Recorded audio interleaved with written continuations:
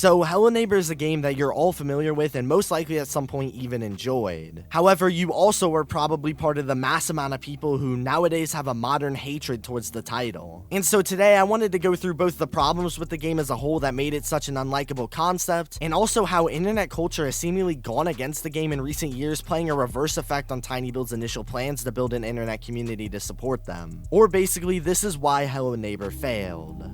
Hello Neighbor is a game developed by the team at this point named Dynamic Pixels and was released by TinyBuild. The premise of the game was pretty simple from the start. You play as the neighboring house to a mysterious neighbor down the street who clearly seems to be hiding something inside of his basement. The goal of the player is to enter the home and discover what is inside by solving puzzles to unlock the keys on the door, along with other things like boards and codes. The selling point of this pretty basic cat and mouse style game was the AI itself, because the neighbor was able to learn over time. And while the game may start off with a simple window break or backdoor entrance, it would evolve over time, requiring more creativity when the neighbor starts taking extra precautions with every failed attempt. The game almost immediately had an explosive start from the moment it was released in just its pre-alpha. The pre-alpha was pretty much just a test demo for a lot of the game's mechanics, and it was pretty rough to say the least. But of course, with it just being a pre-alpha, that's not really a big deal, and you could actually say at first it worked in TinyBuild's favor, because the reason that this game got so popular initially was because so many YouTubers and other content creators started playing the game for entertainment. And while of course the game looked fun and showed a lot of potential, it was honestly pretty entertaining from a viewer aspect to watch the game bug out because it made everything way more unpredictable. But as mentioned, this game out of the gate had a ton of success from these content creators, and right from the pre-alpha it was a pretty dang popular game. I'll try to avoid this being a glorified history of Hello Neighbor video and just summarize that from this point forward the game would naturally develop throughout the alphas, and as everything was developing, the reputation of this new game was actually beginning to rise quite significantly. The game obviously stayed buggy, but the developers were testing the neighbor in different homes, environments, and with different puzzles to enter the basement. Its quality was obviously increasing throughout the alphas, but something that stayed the same with every release was that we never truly found out what was in the basement. So naturally, as time progressed, the mystery of the game increased more and more, allowing for some actual lore to be developed alongside the excitement for the gameplay. However, at this point, things would slightly start to turn against the Hello Neighbor team, mostly around the time when the game is in its later alphas and early betas. The reason for this is because after all of the Alpha 2 hype, the next test map in Alpha 3 was basically just gonna be some obnoxiously abstract large house. And a problem was seen right out of the gate with this house because they tossed an AI originally being developed for a one-story small house into this big mega mansion that it clearly wasn't designed for. And speaking of things not designed correctly, with the home being so big, this alpha put more focus than ever on parkour-based elements, those of which were things that were heavily criticized in other alphas as the physics of the game just plain out sucked. By the way, follow me on Instagram and DM me your thoughts on this video, I respond to most. So Alpha 3 was really the first taste in the negativity for the Hello Neighbor team, but for one reason or another, this massive house was by far the team's favorite because when Alpha 4 came out, the same exact house was used. And in fact, throughout every single beta release leading up to the final game, this same Alpha 3 map was used, and realistically people weren't very happy about this. But putting the betas aside, the game of course would start developing, and after a delay or so, it would actually end up getting released. But from this point forward is when things would get really bad. So essentially the game would be divided into 3 parts or acts, not including the final boss. And at first things seemed pretty good because the first 2 acts actually involved the previously used fan favorite Alpha 2 house, which was seemingly redeeming. However, by Act 3, which was the majority of the game, we were back in the fan hated massive house. And for reasons I'll discuss in a moment, that combined with a bunch of other factors made the final version of this game pretty hated by critics. But what exactly went wrong? Well, honestly, the concept itself of the game was actually pretty good, but oh my goodness, I don't think this game idea could have been executed any worse at all. My first problem with the game has to be the actual neighbor himself, you know, the one in the title of the game, Hello Neighbor. He's just terrible at doing his own job. The goal of the neighbor is meant to be pretty simple. He's supposed to come after you whenever he sees you, and that's where the sneak survival part of this game is supposed to come in, because we need to avoid the neighbor to beat the game, of course. He's supposed to be the punishment for not doing things right, and is the antagonist that we need to survive from.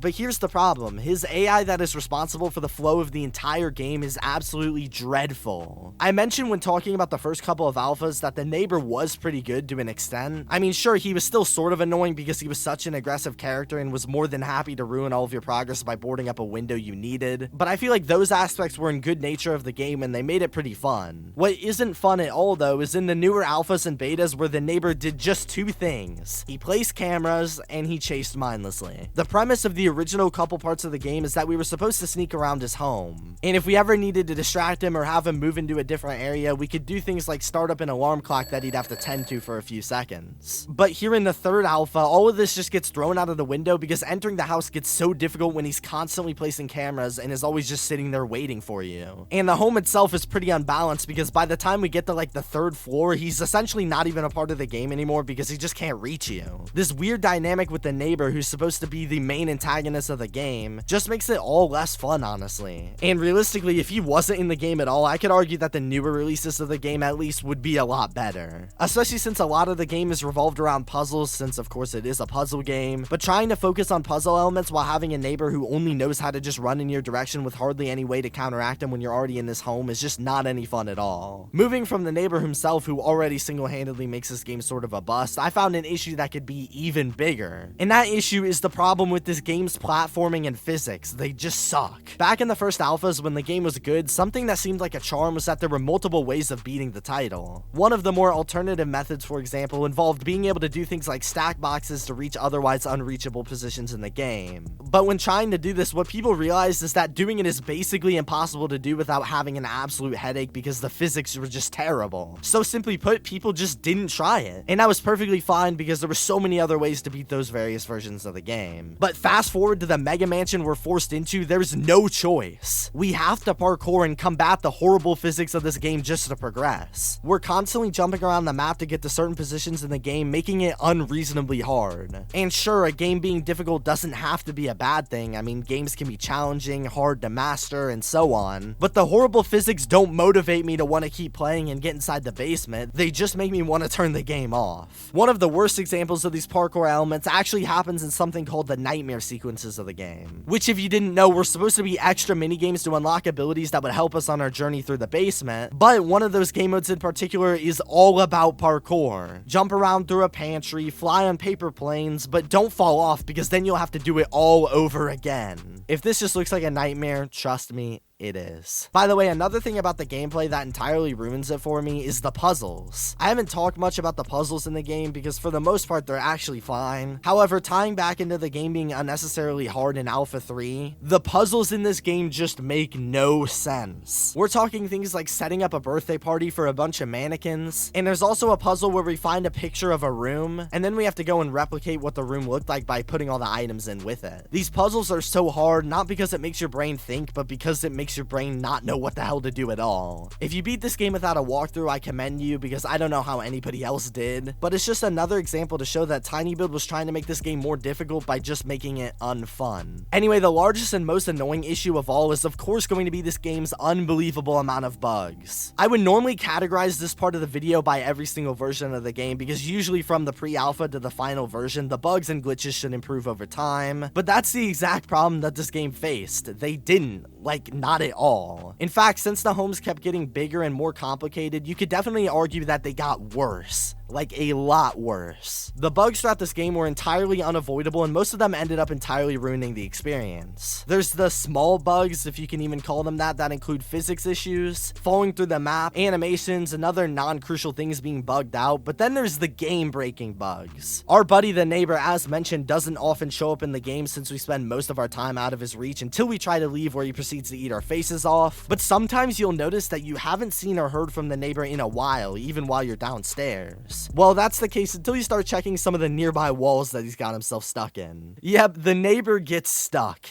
A lot. Cars, walls, you name it, he can get stuck inside of it. But hey, honestly, at this point with how annoyingly difficult some of these puzzles are, it's kind of a good thing. Well, that is until you consider that sometimes the puzzles get a bit too hard. And by that, I mean impossible. Because oftentimes, key parts of the puzzles that you need to beat the game actually end up just not spawning. So you could literally spend hours on hours completing the game just to figure out that the last mannequin or whatever that you need to beat the game simply just didn't spawn. And what do you have to do when that happens? Well, you have to go all the way back to the beginning of the map where you started. That does not sound like any fun. TinyBuild, this is a full release game. I've restarted it twice already. Both times, that lockpick was not there. So mechanically, this game was entirely broken. But this was something that most people were honestly aware of by the final release of the game, yet a lot of them still stuck around. And why is that? Well, I'm sure there's some people who naively hoped that this game was gonna get some sort of big overhaul, fixing all the bugs in the final game and all that. But the real reason most people stuck around was because the game had a somewhat interesting story, and I don't even blame them. The best done aspect leading up to the game's release for Hello Neighbor was that there was so much mystery behind what was in the basement, and it was pretty well kept, so nobody really knew outside of vague theories. But now, with that being said, when the final game came out, it was time to finally figure out what happened in the basement, and it was confusing to say the least. When you first enter the basement, you have to use the abilities earned from the nightmare modes to progress through it, and we eventually end up reaching the end where we have to fight a giant neighbor with a house on his body, and then we have to save a smaller version of us from being killed by whatever the hell this is. And then after we finally do all of that, we wake up from our dream that we were apparently having for the entire Act 3. Nice. So yeah, the game was bad.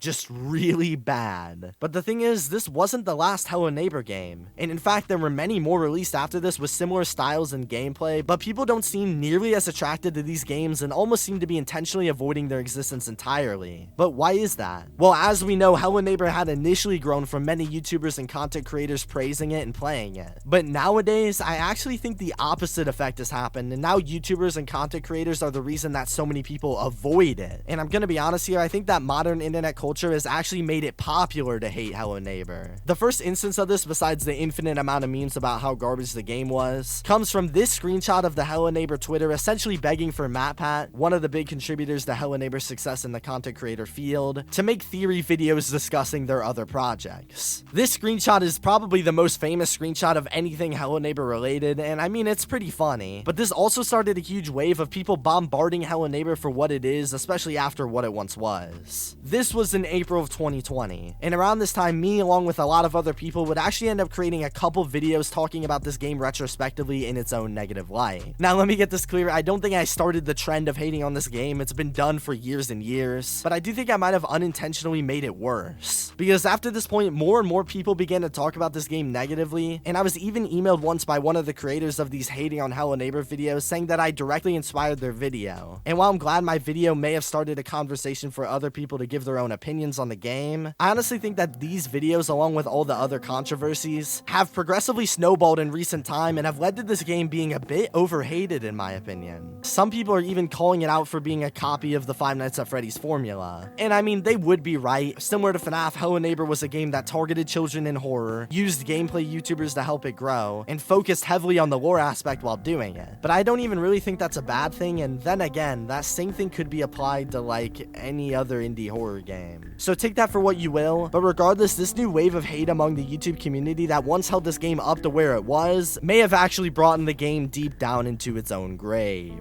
And while the team desperately tries to save this game with sequels and spin-offs, the reputation of the game may already be tarnished. And with that being said, it seems like we may have found out who the coffin in the neighbor's home actually belonged to.